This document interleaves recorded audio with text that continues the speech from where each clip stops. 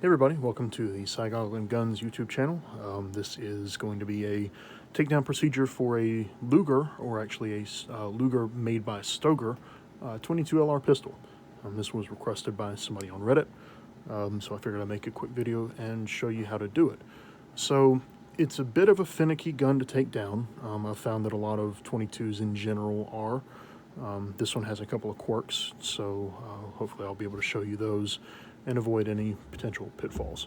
So a couple of things you'll need: something to push a pin with. You know, it doesn't have to be a punch. It can be, in my case, I just have like a Torx key. I find a long pokey thing to be helpful. I'll show you why in a minute. A pair of tweezers are generally helpful for finagling springs and things like that. And you'll need a screwdriver just for a minute, a nice sharp flathead. So the first step in when handling any firearm, especially when you're inside your house, to take it down, is to check and make sure that it is clear. So I'm going to drop the magazine. Magazine is empty. Show clear on the chamber. There we go. All right. Another thing that's fairly important, it is much easier to take this gun down and put it back together when the hammer is cocked. So just by that process there, to check and show that it's clear, I've cocked the hammer. If your gun works as designed, you can use an empty magazine in here. We'll activate the magazine hold open. Mine only seems to work when I'm actually shooting. So again, it's a little bit easier to do this with the action held open. So I'm going to hold it open with my thumb there, reach in here with my pokey thing, and on the right side of the gun, a little bit hard to see in the video, but see right in that general area, there's a piece you can push up on, and the magazine, or I'm sorry, the bolt hold open, there we go, will come up. All right, so we're clear, action's locked open, hammer's cocked. Next thing we'll do is remove the grips to get to the mainspring pin. Need to do this on both sides here. Just a flathead. All right. Now we need to remove this pin here. Because the hammer is cocked, there's a fair bit of tension on that pin, so it can be a little bit difficult to push out. You really should not need a hammer and a punch. There's just going to be a little bit of resistance there, so got that. All right. The next thing that we're going to need to do is to remove this plug right here. This is what actually keeps the trigger connected to the trigger bar. I'll show you that here in a minute. You'll notice the silver piece in there is the trigger bar, and the black piece inside is the roll pin that's attached to the trigger, and that's how that actually functions. It's just a slip fit on there, and this plug is what keeps pressure on that to keep those two pieces together. So remove that. And then on the very back of the pistol, you'll notice there's a little spring-loaded takedown plunger here. We're going to depress that. So we've got our plug out, we've got our mainspring pin out. It's going to be a little bit difficult to show, but really, once you push this pin in and kind of work it up just a little bit, sometimes I pull on the rear side, it tends to help kind of pop that free. It's going to come up a little bit in the back. And now, really we can just kind of work that out, and it comes right out of the frame there. Sometimes it's not that easy, but it's really just a matter of kind of holding your mouth just right to make things work. So this is why I want to take the action apart with the hammer cocked. The thing that actually got me, one of the first times I took this apart, was the trigger bar right here just fell out of the action when I took the action out of the frame. And the reason for that is right here. Get some better light. So this is the end of the trigger bar, and you'll notice there's a little spring here that's acting on a roll pin. If I pop the trigger bar out, let me actually release the action there, and I'm going to dry fire it. There we go. Now the trigger bar really just wants to kind of fall out, and I realized I wasn't zoomed out when I did that. Let me do that again. So trigger bar just kind of wants to fall out when the hammer's not cocked, and that's okay.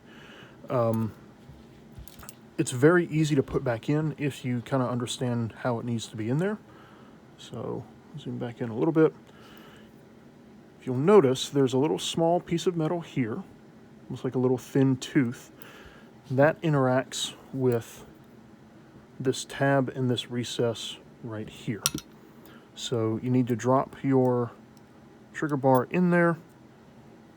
So, oh, I did that off camera. So, sorry.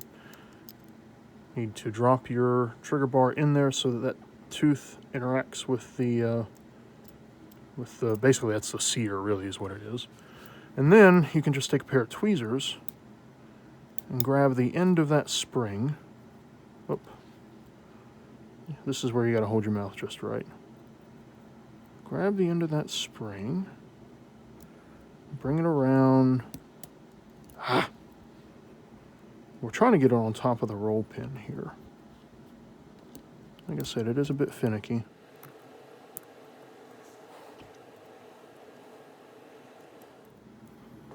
Well, damn. Ah, there we go. All right, so we got the end of our spring on the roll pin there. And now the trigger bar is sort of retained, but not really. So I kind of like to hold that, zoom out again, and just cock the action by hand. And it's, with it out of the frame, it's actually kind of difficult to do. There we go. So now the action's cocked, and now this trigger bar is actually held in quite a bit better under spring tension. It's just going to ride on top of that roll pin there, and sometimes it can pop down. That's okay. You just put it back over the roll pin like that. A lot of small components in here. You don't want to force anything, but that's kind of how it should look. Now, you're not going to take the action down any further for cleaning. Looks like there's a pin back here that just kind of slides freely.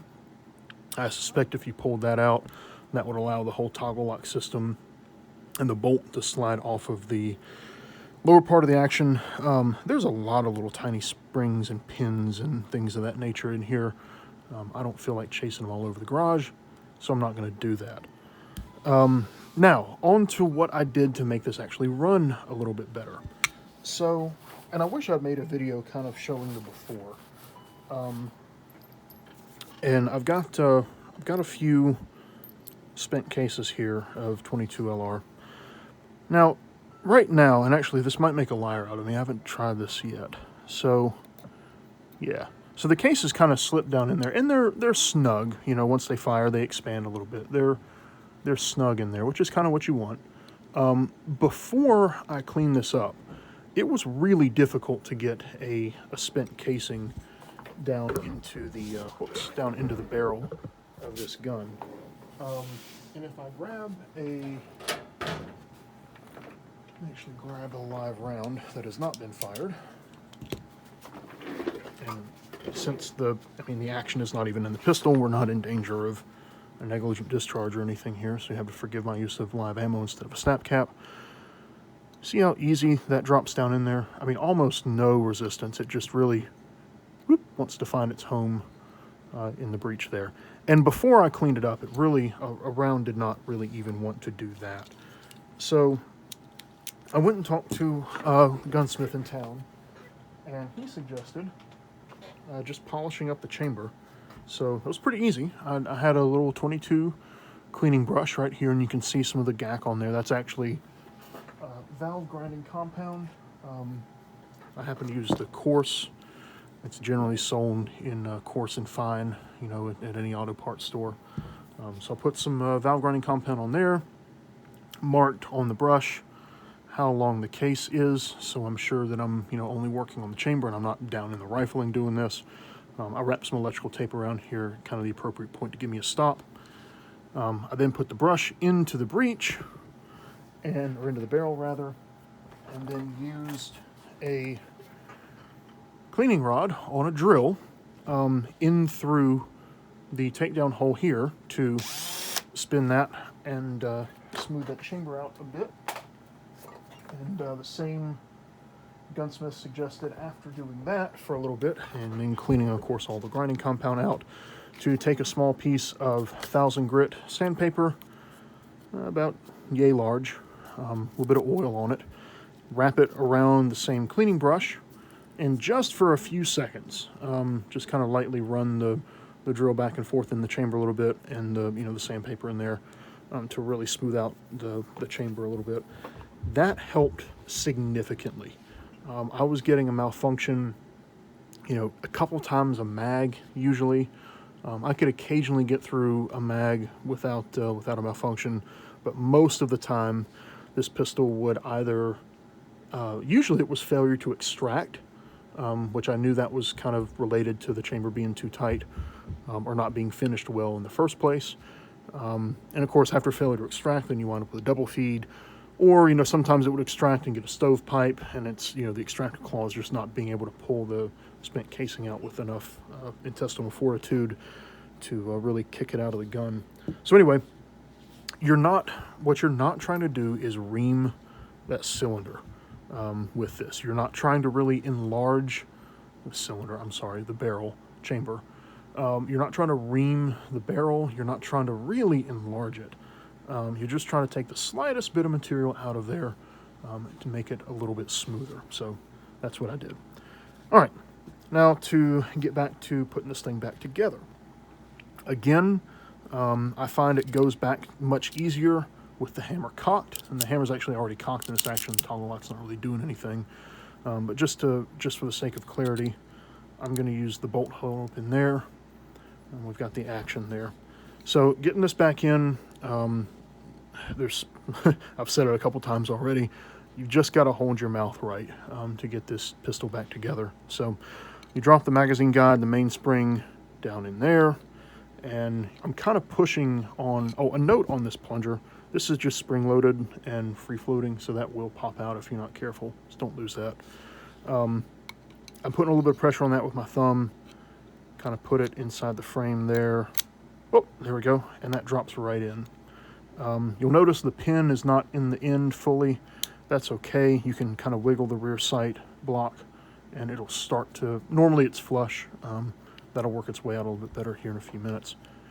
So now we have to we got to do a couple things. We got to put the plug back in here, and we got to put the pin back on the mainspring. So in order to make the mainspring pin a little bit easier, I've found that if I put the plug back in here, and this is a plastic plug. I wish it was aluminum or something. It's just a plastic plug, so be careful not to put too much force on it. And I release the action. Everything's still a little bit sloppy since that pin is not there. The trigger will be sloppy as well. But if I dry fire it, everything kind of moves around a bit. And actually, you can see now that pin is flush. Now, without the pressure on the mainspring, the hole, see if you can see that, actually lines up much easier. So I'll kind of get that line back up, drop my pin back in, wiggle, wiggle, wiggle. There it goes, found its home, and it's back in there and happy. Sometimes I like to just put a little twist on that, make sure it's good to go. And now, at this point, we can function check the pistol. Put it on fire because it will not cock with the safety lever engaged. Dry fire, boom. Do it again, perfect. I've actually noticed the trigger on this pistol is really good. It's really crisp, and it's a surprisingly accurate pistol. So, one other thing, I'm sure I'll probably get shit on in the comments for this. Dry firing a rim fire, oh my goodness, you're going to peen the barrel. It's going to be the end of the world. You're going to turn into a wall hanger. Well, the firing pin actually hits right around in here. It used to be a problem on older rim fires, like we're talking, turn of the century, 19th century into the, 30s and 40s. But by the time the 70s rolled around, they kind of had this figured out. On some rim fires, if you repeatedly dry fire it, the firing pin, which on this pistol is, get it in frame, is right there. The firing pin can actually peen the back of the chamber, the back of the barrel, and make it hard to chamber and extract cartridges. Like I said, it wasn't really a problem by the 70s when they started making these. But I still took a little bit of white nail polish, painted it on this area, closed the action, dry fired it a couple times, and then checked the firing pin. The firing pin had no nail polish on it, so it's pretty obvious by this point that this on this particular gun, the firing pin does not hit the breech face of the barrel there. Obviously, I can't say with certainty that every single Stoeger Luger 22 is that way, but this one is. So, last thing to do is to put our grips back on real quick.